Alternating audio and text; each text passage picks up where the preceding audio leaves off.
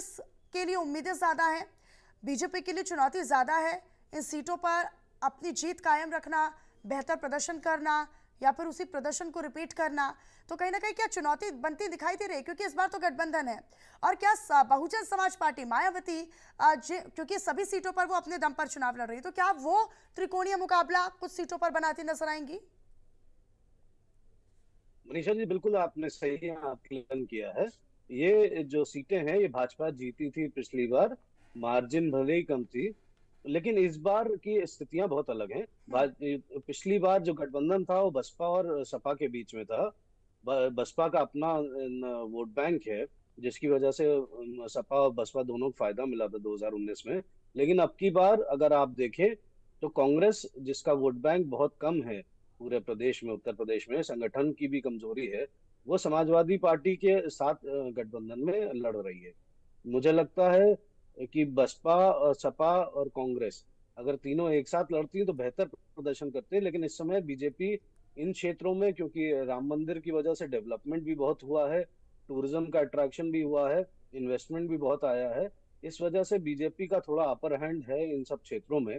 उसके अलावा अगर आप देखेंगी तो बुंदेलखंड की जब बात करते हैं हम लोग, बुंदेलखंड में डिफेंस कॉरिडोर की पूरी भूमिका पृष्ठभूमि 12,000 करोड़ के इन्वेस्टमेंट की बात करी गई है। करीबन 2.25 लाख नौकरियों की बात करी गई है भाजपा द्वारा। तो वो भी एक अहम मुद्दा है बुंदेलखंड रीजन में। हमको ये भी देखना पड़ेगा कि ये इस चरण में जब वोटिंग होती है तो महिलाओं की भागीदारी हमेशा पूरे प्रदेश में और इस पूरे रण में, इस पूरे फेज में बहुत, पिछली बार बहुत अच्छी देखी गई थी। तो इस बार हमें ये भी देखना पड़ेगा कि महिलाओं की भागीदारी कितनी बढ़ती है। और अगर बढ़ती है तो मुझे लगता है वो कहीं ना कहीं एक संदेश होगा आने वाले फेजेस में कि वोटिंग पैटर्न चेंज हो रहा है। जी मनीषा जी। ठीक है, अशोक जी का मैं एक बार कर लेना चाहती हूँ। अशोक जी, जो आप लोगों ने गठबंधन किया है कांग्रेस के साथ, हालांकि इसको लेकर पीएम भी अपनी जनसभाओं में कहते हुए नजर आए कि शूटिंग शुरू होने वाली है, 2 लड़कों की फ्लॉप जोड़ी फिर से सामने आ रही है यूपी में। तो क्या इस गठबंधन का कमाल आप लोग दिखा पाएंगे? क्योंकि आप लोगों ने बहुत देर भी की है सर, इस बात से आप नकारिएगा नहीं और इस बात को स्वीकार आपको करना पड़ेगा कि चुनाव प्रचार के लिए कोई बहुत बड़ा चेहरा बहुत समय से एक्टिव नजर नहीं आया। और शायद यही वजह है कि लोगों के बीच में उतने बेहतर तरीके से आप लोग उम्मीदवारों के लिए प्रचार नहीं कर पाए, या फिर अपने मुद्दों को उतनी बेहतर तरीके से नहीं सेट कर पाए, या फिर लोगों के बीच में नैरेटिव नहीं सेट कर पाए। और दूसरा मेरा सवाल ये कि जिस तरीके से कांग्रेस की तरफ से देर लगाई गई कि अमेठी से कौन लड़ेगा, रायबरेली से कौन लड़ेगा, हालांकि फिर अमेठी छोड़कर राहुल गांधी को रायबरेली सीट दे दी गई। तो क्या इसका प्रभाव आप देख रहे हैं इसका, कि क्या कुछ बनता बिगड़ता नजर आएगा, कोई समीकरण? जी देखिए, 2024 का चुनाव पहले चरण से ही मैंने बता दिया कि स्पष्ट चुनाव, इसमें कोई लाभ लपेट नहीं। समाजवादी पार्टी उत्तर प्रदेश का प्रमुख विपक्षी दल, मुख्य विपक्षी दल, और समाजवादी पार्टी एक ताकतवर पार्टी है। उसके कार्यकर्ता जमीन से जुड़े हुए हैं और जमीनी स्तर पर कार्य कर रहे हैं। तो ऐसे सूरत हालात में जब जनता इस समय संतुष्ट नहीं है भाजपा से और जनता खुद ब खुद हमारे साथ आ रही है, जिसमें बहुत बड़ा वर्ग दलित का है। अच्छा, आप लोगों ने सर्वे करवाया है क्या सर? आप लोगों का सर्वे है क्या? कोई अलग से एजेंसी है क्या कि आप लोग लोगों के बीच में जा रहे हैं और कितने संतुष्ट है लोग, कितने नहीं है, वो आपका सर्वे वो एजेंसी बता रही है? सुनेंगे हमारी बात? हाँ, बोलिए बोलिए। दल जो होता है, जो जमीन से जुड़ा हुआ दल होता है, उसके कार्यकर्ता जमीन से जुड़े हुए होते हैं और घर घर पहुंचते हैं। समाजवादी पार्टी सर पे पगड़ी बांध करके चुनाव लड़ने वाली पार्टी है। समाजवादी पार्टी युवाओं की पार्टी है। समाजवादी पार्टी समाजवादियों की पार्टी है, संघर्ष करने वाली पार्टी। संघर्ष से ही इस पार्टी का जन्म हुआ। आप क्या बात करती हैं?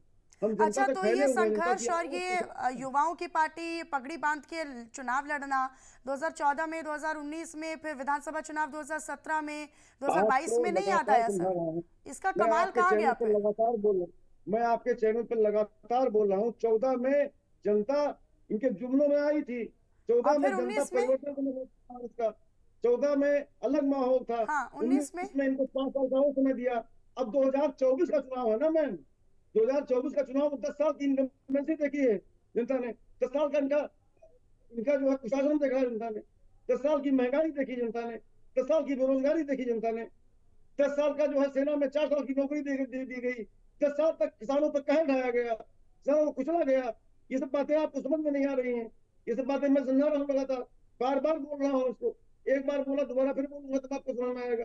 सच्चाई है, जनता में आक्रोश है, इस समय युवाओं में आक्रोश है, किसानों में आक्रोश है, महिलाओं में आक्रोश है, महंगाई को लेकर के आक्रोश है। सवाल इस बात का है, जनता खुद ब खुद हमारे साथ आ रही है, जनता हमारा स्वागत कर रही है जगह जगह पर। इसी आधार पर हम कह रहे हैं, बढ़ चढ़ कर जनता हमारे साथ आ रही है कि हम चुनाव जीतने जा रहे हैं। इसमें चुनाव लड़ने का तरीका हमारा अलग है। इस बार चौंकाया है भाजपा को हमने, इस बार भाजपा को चौंकाया है हमने देर में टिकट अच्छा किया है। अच्छा, बीजेपी ना अशोक जी, बीजेपी या फिर योगी आदित्यनाथ या बीजेपी का कोई भी नेता होता है, प्रवक्ता होता है, वो 80 के 80 सीटों का टारगेट पूरा सेट करते हैं और वो बोलते भी हैं विश्वास के साथ। आप लोग क्यों नहीं कोई आंकड़ा सेट कर पाते हैं? आप लोग कोई फिगर क्यों नहीं बता पाते हैं लोगों को? गलत बोलते हैं। वो तो उनका 400 पद पार करना बेईमानी है उनका। वो तो जो समझते थे समझते जो बोल देंगे हो जाएगा। कैसे हो जाएगा? जनता इस बार उनको विदाई करने जा रही है। जनता कमर कस के तैयार है उनकी विदाई करने के लिए।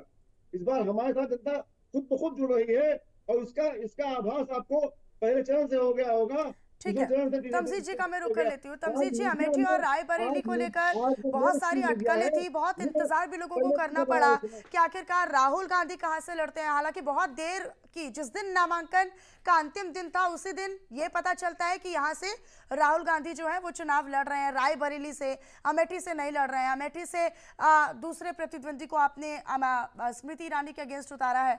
यहाँ पर रायबरेली में सोनिया गांधी के साख का सवाल है सर, क्योंकि 2019 हो, उससे पहले हो, 2014 हो, उससे भी पहले हो, तो यहाँ पर सोनिया गांधी का एक अच्छा प्रभाव रहा है कि कोई सीटें जीते ना जीते, लेकिन रायबरेली और अमेठी तो हमेशा से कांग्रेस का कर रहे हैं। हालांकि 2019 में फिर हमने देखा यहाँ पर, लेकिन अमेठी को छोड़ दिया जाए, अब रायबरेली तो एक साख का सवाल है कि सोनिया गांधी चुनाव लड़ नहीं रही हैं। अब राहुल गांधी के सर कंधों पर एक बहुत बड़ी जिम्मेदारी है उसी साख को और उसी प्रतिष्ठा को बचाए रखने की। लेकिन दिनेश सिंह यहाँ पर जो संघ के बहुत करीबी हैं, लोगों के बीच में ज़्यादातर सेवा भाव उनका रहता है, वो ये कहते हैं, क्योंकि बीजेपी अपने दिनेश सिंह की उम्मीदवारी को लेकर ही कहते हैं कि बहुत पुराने कद्दावर कार्यकर्ता भी रहे हैं, संघ से जुड़े हुए नेता भी रहे हैं, और ऐसे में बहुत ज़्यादा उनकी मजबूत पकड़ भी है रायबरेली में भी। तो ऐसे में क्या कोई बड़ी चुनौती है राहुल गांधी के आगे कि सोनिया गांधी के साख और उनकी प्रतिष्ठा का सवाल है, तो एक बहुत बड़ा चैलेंज हो जाता है, बहुत बड़ी जिम्मेदारी हो जाती है राहुल गांधी की? बड़ा लंबा सवाल हो गया आपका। खैर, हाँ। देखिए, कोई चुनौती हमारे सामने लेकिन नहीं है। आप कह रहे थे, नहीं मेरी बात सुनिए, अब आप मेरी बात सुनिए। अमेठी आपने कहा छोड़ दें, हम क्यों अमेठी छोड़ दें? अमेठी भी हम चुनाव जीत रहे हैं। रायबरेली तो आप रिकॉर्ड मतों से, इस समय रायबरेली की जनता ये विश्वास के साथ वोटिंग कर रही है कि देश के अंदर एक इतिहास बनाना है, कि सबसे ज्यादा वोटों से राहुल गांधी जी को जिता के भेजना है। ये कंपटीशन चल रहा है वहां पे। अमेठी हम छोड़ नहीं रहे, अमेठी भी हम चुनाव जीतने जा रहे हैं, अमेठी भी हम चुनाव लड़ रहे हैं और पूरे उत्तर प्रदेश की 80 सीटों पर लड़ रहे हैं। आप नहीं, मेरी बात सुनिए। अब देखिए, आप इतना लंबा लेक्चर दे चुकी है तो मेरी बात लेक्चर नहीं है सर, सवाल था। तो सुनिए ना, सुनिए, अब मेरी बात सुनिए, अब मेरी बात सुनिए। आपने कहा दिनेश सिंह जी संघ के आदमी है। मैं बहुत बातें नहीं करना चाहता दिनेश सिंह जी के ऊपर, लेकिन चूंकि आपने संघ का नाम लिया, इस वजह से मुझे बोलना पड़ेगा। भाजपा ने संघ को अपने आप से अलग कर लिया। पता है आपको, जेपी नड्डा जी के बयान आपको याद है? अभी 2 दिन पहले उन्होंने बयान दिया कि हमें संघ की जरूरत नहीं है। सीधा सीधा चुनौती पहली बार इतिहास में भारतीय जनता पार्टी ने आरएसएस को दे दी है कि आपकी जरूरत हमको नहीं है। तो आप समझ सकते हैं कि भारतीय जनता पार्टी की स्थिति इस वक्त क्या है। किसी भी तरीके से कुल मिला के चाह रहे हैं कि एक माहौल बना रहे, चर्चा में बना रहे। चर्चा में बने रहने के लिए इनको ये बयान तक देना पड़ गया कि संघ से हमसे कोई लेना देना नहीं है। बताइए, जिस संघ ने इनको पाला पोसा, इनको खड़ा किया, इनको वैचारिक बातें दी, आज उन्हीं से इन्होंने मतलब खत्म कर दिया है। या आरएसएस ने भाजपा से मतलब खत्म कर दिया? इसका जवाब तो आरएसएस के लोग दे सकते हैं, लेकिन जेपी नड्डा जी ने बड़ा स्पष्ट बयान दिया कि हमसे संघ से कोई लेना देना। तो आप समझ सकती है कि सिर्फ संघ से दिनेश सिंह जी क्या रहे तो उनकी स्थिति क्या होगी। आप इसे राहुल गांधी पर आ जाइए फिर। जी, आइए राहुल गांधी पे आइए। राहुल गांधी जी इस देश के नेता हैं और निश्चित रूप से रायबरेली तक उनको सीमित मत कीजिए। रायबरेली तो हम लोग बहुत बड़े पैमाने से जीतने जा रहे हैं और राहुल गांधी जी ने जो विजन दिया है इस देश को, जो मिशन दिया है, निश्चित रूप से उसी मिशन और उसी विजन, उसी ब्लूप्रिंट पे कांग्रेस पार्टी और पूरा देश आगे बढ़ने वाला है। कहाँ क्या कंफ्यूजन है भाई? हम लोग को तो कोई कंफ्यूजन नहीं है। अभी आपने एक सवाल पूछा कृष्ण पांडे जी से और उस सवाल से आपने जवाब लिया बिना आप आगे बढ़ गए। आपको इनसे पूछना चाहिए था, ये टेम्पो का जो आरोप लगाया था प्रधानमंत्री जी ने, उस पर जांच कहाँ पहुंची है? कोई छापेमारी अभी तक ईडी आईटी एजेंसीज ने नहीं की है। और या तो ये हो सकता है कि एजेंसीज ने भी इनको गंभीरता से लेना बंद कर दिया है। खुले मंच से देश के प्रधानमंत्री ये आरोप लगा रहे हैं कि अडानी और अंबानी टेम्पो में पैसा भेज रहे हैं। इतनी पुख्ता जानकारी होने के बावजूद भी अगर अभी तक उन पे कोई कार्रवाई नहीं हुई, या तो इन दोनों लोगों ने हाथ मिला रखा है कि हमको जाके मन से उल्टा सीधा बोलिए, हम आपके खिलाफ कार्रवाई नहीं करेंगे। आप इस चीज का कितना बड़ा आरोप प्रधानमंत्री जी ने लगाया भ्रष्टाचार का, कि उनके नाक के नीचे टेम्पो में पैसा भेजा जा रहा है और अभी तक कोई कार्रवाई नहीं की। एक सवाल का जवाब और मैं देना चाहूंगा, आप जो हम लोग से पूछ रही हैं कि आपका पैमाना क्या है, आप लोगों के बीच क्या सर्वे कर रहे हैं, क्या सर्वे हम लोग पता है कैसे कर रहे हैं, आपको मैं बता रहा हूँ। आपके संवाददाता को जो हम लोग डिबेट में बैठते हैं ना, तो सुनते हैं, तो जनता के बीच जब जाते हैं तो उनसे जनता कहती है कि हम महंगाई के खिलाफ वोट देंगे, हम बेरोजगारी के खिलाफ वोट देंगे, हम इस देश में अन्याय और अत्याचार के खिलाफ वोट देंगे, हम किसानों के खिलाफ अन्याय अत्याचार के खिलाफ वोट देंगे। आपका जो सर्वे निकल के आता है हम लोगों के सामने ना, आप अगर 50 लोगों से पूछ रही है तो 49 लोग ये बात कह रहे हैं कि हम इन मुद्दों पर वोट देने जा रहे हैं। अब भारतीय जनता पार्टी इसको अपने खिलाफ मान के चल रही है, तो उसमें हम लोग क्या कर सकते हैं।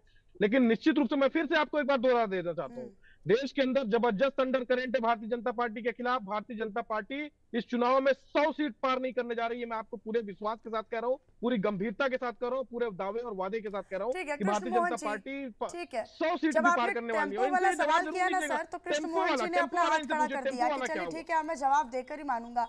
तो दे दीजिए सर, जवाब दे दीजिए।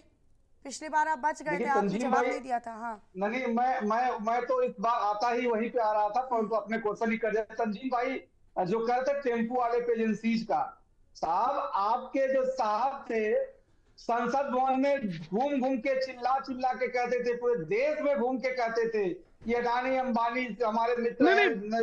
प्रधानमंत्री की बातों को गंभीरता नहीं ले रहे क्या आप लोग? चुनाव आया, प्रधानमंत्री की बातों को गंभीरता से नहीं ले रहे क्या आप लोग? ये वही चुनाव आया, नहीं कल भी अडानी अंबानी के नाम लिया, हम लोग तो लगातार नाम ले रहे हैं। राहुल जी आप प्राइम मिनिस्टर को गंभीरता से नहीं ले रहे क्या भाई किसानों को? मित्र है तो क्या आपको भी पहुंचा दिए हैं क्या? रुपया पहुंचा है क्या? जांच कौन करेगा? जब इतना पुख्ता जानकारी है तो जांच कौन करेगा? के थ्रू पहुंचा है क्या? इतना पुख्ता जानकारी आपके पास है तो जांच कौन करेगा? छापेमारी कब होगी? छत्तीसगढ़ में भी आडवाणी जी की पुख्ता जानकारी है तो छापेमारी कब होगी? छत्तीसगढ़ में कांग्रेस सरकार में थी, राजस्थान में भी थी, तो क्या आपके जिन राज्यों में वो जाकर लगा रहे थे अपने निवेश, नहीं तो आप पैसा आपको पैसा दिया कि नहीं दिए? वो इस पर मिनिस्टर ने लगाया है, राहुल जी को पैसा जवाब दीजिए ना। प्रधानमंत्री यही तो पूछ रहे हैं, प्रधानमंत्री यही तो पूछ रहे हैं। कौन करेगा? अगर पहुंचा है तो छापेमारी क्यों नहीं पहुंचा है? नहीं तो छापेमारी कौन करेगा? यदि आपके पास पैसा पहुंचा इतने साथ हो गए हैं, नहीं तो आप भ्रष्टाचारियों के साथ से क्या, और आप भ्रष्टाचारियों के साथ है क्या? की जनता ने आपके अंबानी और अडानी के ऊपर जो है पहचान लिया है। करेंगे भाई, आपके मुद्दे क्या है? आज तक राहुल गांधी नहीं समझ पाए, राहुल गांधी से को बता ही नहीं पाए कि उनके मुद्दे क्या है। उनके मुद्दे आज तक समझ में नहीं आए। हाँ, उनका एक मुद्दा है संविधान में लाना चाहते थे, जो उनके अब्बा लाना चाहते थे, जो उनके वालिद साहब लाना चाहते थे, साहबानों के केस को, सुप्रीम कोर्ट के केस को पलटा। ठीक है कृष्ण मोहन पांडे जी, ठीक है, ठीक है। के विश्वदेव जी का मैं एक बार रुक करना चाहूंगी फिर से। के विश्वदेव राव जी, क्योंकि कैसरगंज की जब हम बात करें, क्योंकि मुद्दों की बात तो यूं चलती रहेगी, आरोप प्रत्यारोप तो चलते रहेंगे, क्योंकि राजनीतिक दलों के नेता हमारे साथ बैठे हुए हैं, प्रवक्ता हमारे साथ बैठे हुए हैं, तो वो तो अपने अपने मुद्दे और अपने अपने राग अलापेंगे, लेकिन इसी बीच सीटों का आकलन करना बहुत जरूरी है। और मुझे लगता है कि सीटों को लेकर आपसे बेहतर आकलन और विश्लेषण फिलहाल तो चर्चा में नहीं हो सकता है। तो सवाल ये है कि कैसरगंज सीट को जब हम बात करते हैं तो यहाँ से ब्रजभूषण शरण सिंह का टिकट काटना कहीं ना कहीं बीजेपी के लिए एक बहुत बड़ा दाव भी था, और उनके बेटे को करण भूषण को टिकट देने के अलावा और कोई चारा भी नहीं था, क्योंकि एक बहुत बड़े राष्ट्रीय स्तर पर हमने देखा कि ब्रजभूषण शरण सिंह के खिलाफ एक खासा नाराजगी खासतौर पर महिलाओं में, और तमाम राजनीतिक दलों ने लामबंद होकर उस मुद्दे को भली भांति उठाया भी और जो देश में उठा भी। कई लोगों ने देखा कि महिला खिलाड़ी किस तरीके से आरोप भी लगाती है, उसके बाद पूरी जांच भी आगे बढ़ती है। तो क्या ये डैमेज कंट्रोल करने की कोशिश, या फिर लोग नाराज ना हो, इसको लेकर एक नेगेटिव नैरेटिव सेट ना हो लोगों के बीच में, तो क्या ये जो दाव है वो चलेगा इस सीट से करण भूषण सिंह को चुनाव लड़वाना? देखिए मनीषा जी, जो ब्रजभूषण शरण सिंह वाली सीट है कैसरगंज की, उसमें एक दो चीजें हैं। एक तो भाजपा के लिए वो एक बड़ा बदनुमा दाग की तरह दिख रहा था, लेकिन ब्रजभूषण शरण सिंह की खुद की अगर देखें तो वो कई बार सांसदी जीत चुके हैं, अपने दम पे जीत चुके हैं। वो खुल के भी बोलते हैं कि मैं लड़ूंगा तो मैं जीतूंगा। उनके साहबजादे को टिकट देना बीजेपी की एक तरह से मजबूरी भी थी, क्योंकि उस सीट पे उनका प्रभाव बहुत ज्यादा है, उसके अगल बगल के क्षेत्रों में भी उनका प्रभाव है, अगल बगल की सीटों पे। तो इसलिए बीजेपी ने उनको टिकट दिया है उनके हिसाब से बेटे को। अब ये वोट की मार्जिन देखनी होगी और वोट परसेंटेज देखना होगा, क्योंकि जब आज सुबह भी हमने देखा वहां पर जब वोटिंग हो रही थी, तो वोटिंग परसेंटेज कहीं ना कहीं उतना ज्यादा, उतना बेहतर नहीं दिखा कि विपक्ष को उतना फायदा मिल सके। मैं एक बात इसमें जोड़ना चाहूंगा मनीषा जी, जो चर्चा प्रवक्ता लोग कर रहे थे। देखिए, रायबरेली, अमेठी, फैजाबाद, लखनऊ, यहाँ सब ये प्रतिष्ठा वाली सीटें हैं दोनों पार्टियों के लिए। अब रायबरेली और अमेठी की अगर बात करेंगी तो वहां पर वोटिंग परसेंटेज पिछले 2 चुनाव में 55% के आसपास आता है। पिछली बार सोनिया जी जीती थी तो 1.5 लाख मार्जिन से जीती थी।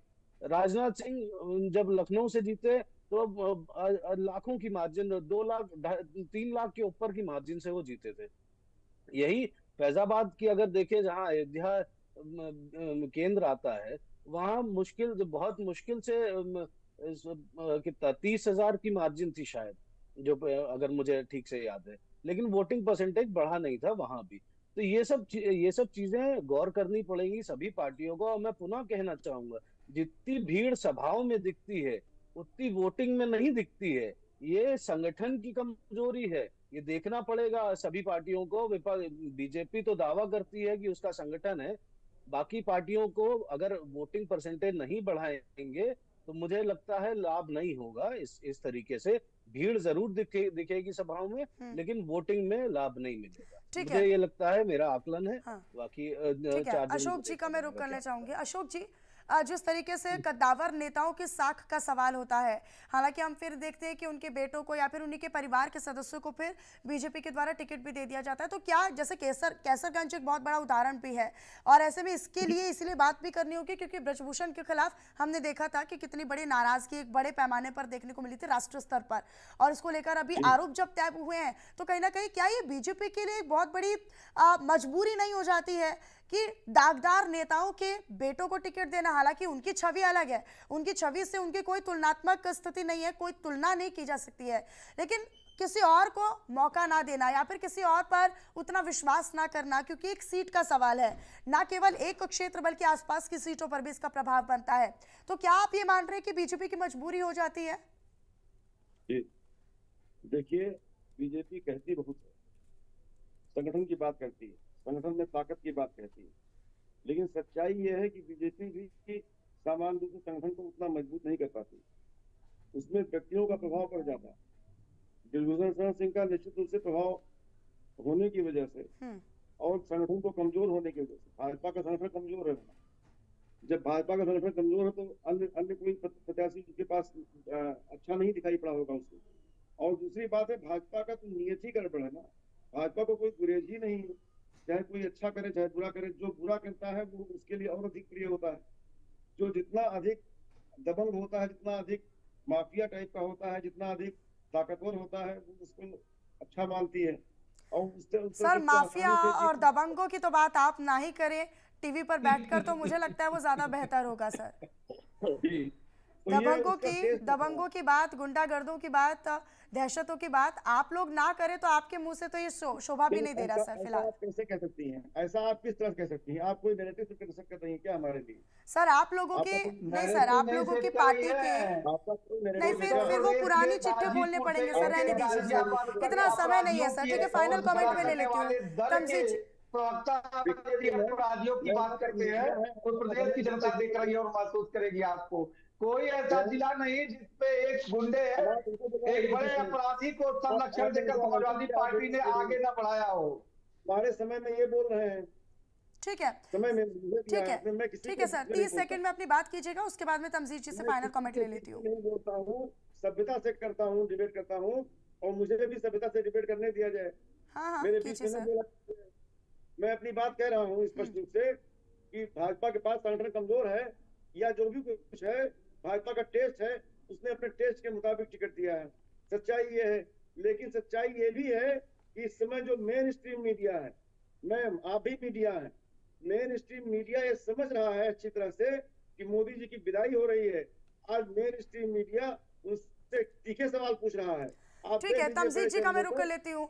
तमजीद जी, आपके सहयोगी दल के प्रवक्ता ये कह रहे हैं, अशोक जी कह रहे हैं कि मोदी की विदाई हो रही है, ये सब लोग जान रहे हैं, तो वापसी किसकी हो रही है? फिर फेयरवेल मोदी का करेंगे तो फिर वेलकम किसका करेंगे सर? वेलकम इंडिया गठबंधन का कर रही थी इसकी जनता। इंडिया गठबंधन में चेहरा कौन है सर? प्रधानमंत्री के लिए 10 चेहरे हैं क्या? चेहरा कौन है सर? चलिए, इसी सवाल पर अब आप फ्रीज भी हो गए हैं। बहुत शुक्रिया बहरहाल आप सभी खास मेहमानों का हमारे साथ इस चर्चा में जुड़ने के लिए और अपना कीमती समय हमें देने के लिए। लेकिन इसी बीच एक बड़ी जानकारी मिल रही है, वो अपने दर्शकों तक हम साझा करते चले। तो इस वक्त की एक बड़ी खबर आपको बता दें, इस वक्त की बड़ी जानकारी, मोहनलालगंज में मतदाताओं को परेशानियों का सामना करना पड़ रहा है। दरअसल स्कूल में बने मतदान केंद्र में भारी भीड़ उमड़ पड़ी है और इंतजामात यहां पर फेल नजर आ रहे हैं। किसी का वोटर लिस्ट में नाम नहीं मिल रहा है, तो दिव्यांगों और बुजुर्गों को भी खासा परेशानियों का सामना इस दौरान करना पड़ रहा है। तो हेल्प डेस्क पर भी लोगों को कोई भी मदद या फिर किसी प्रकार की कोई सहायता नहीं मिल पा रही। इस बीच एक और बड़ी जानकारी मिल रही है, झांसी से बड़ी जानकारी, जहां ललितपुर में मतदान का बहिष्कार हुआ है। इस वक्त की बड़ी जानकारी, हजारिया गांव में ग्रामीण मतदान करने को राजी नहीं हो रहे हैं, बहिष्कार कर रहे हैं। पुल बनाने की मांग ग्रामीण कर रहे हैं और उनकी मांग अभी तक पूरी नहीं हो पाई है, जिस कारण उन्होंने, यानी बूथ संख्या 105 का यह पूरा आपको मामला बता रहे हैं, पुल बनाने की मांग ग्रामीण कर रहे हैं, मांग पूरी नहीं हुई है और इसी कारण चुनाव में बहिष्कार का फैसला ग्रामीणों ने किया है। चलिए फिलहाल इसी के साथ इस बुलेटिन में इतना ही, इस चर्चा में इतना ही, लेकिन चुनावी कवरेज लगातार जारी है, बने रहिए हमारे साथ।